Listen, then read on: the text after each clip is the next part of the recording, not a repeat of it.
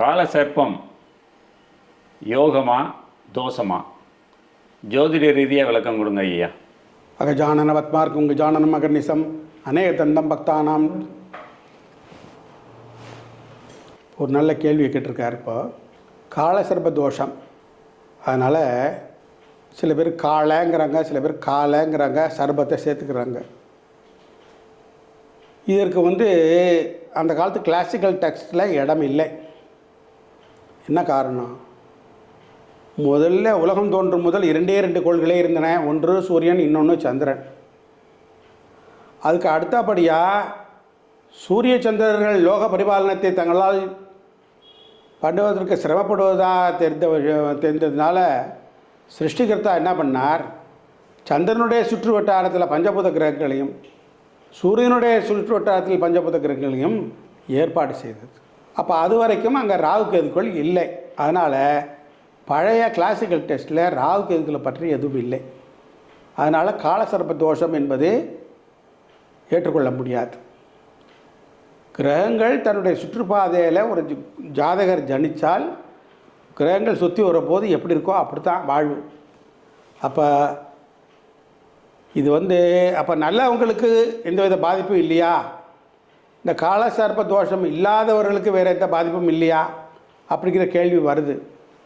அதனால் லக்னம் தொட்டு எல்லா கோள்களும் ராகு கேதுக்களுக்குள்ளே அடைபட்டிருந்தால் அது ஒரு யோகமாகவும் கேது முதல் ராகு வரைக்கும் ஒரு தோஷமாகவும் கருதப்படுகிறது. இது என்ன செய்யும் அப்படின்னு சொன்னால், சில பேர் என்ன சொல்லுகிறார்கள், 35 வயது வரைக்கும் உனக்கு வாழ்க்கையில் எதுவும் நிச்சயமில்லை, பொருளாதார ரீதியாகவும் சரி மற்ற எந்த ரீதியாகவும் ஒரு முன்னேற்றமும் இருக்காது என்பதை சொல்லுகிறார்கள். உண்மையில் அப்படியா என்றால் இல்லை.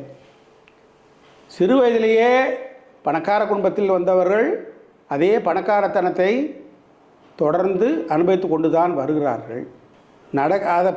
அந்த காலசர்ப்ப தோஷம் ஏற்பட்ட நேரத்திலும் கூட தசாபுத்திகள் இருக்கும் இல்லையா? சுப கிரகத்தினுடைய திசை வந்ததுன்னா சுபத்தை செய்ய போகிறது, அசுப கிரகத்தினுடைய திசை வந்ததுன்னா அசுபத்தை செய்ய போகிறது. அதனால் அவரவர்கள் வாங்கிட்டு வந்த கர்மத்துக்கு தகுந்தான இந்த உலகத்தில் பலரே கிடைக்க போகிறது. அப்போ அதை மீறி வேறு என்ன செய்யும்?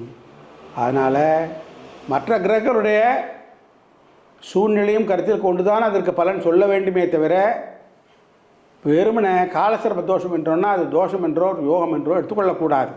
அதற்கு பலர் பல்வேறு உதாரண ஜாதகங்களை எல்லாம் காட்டலார்.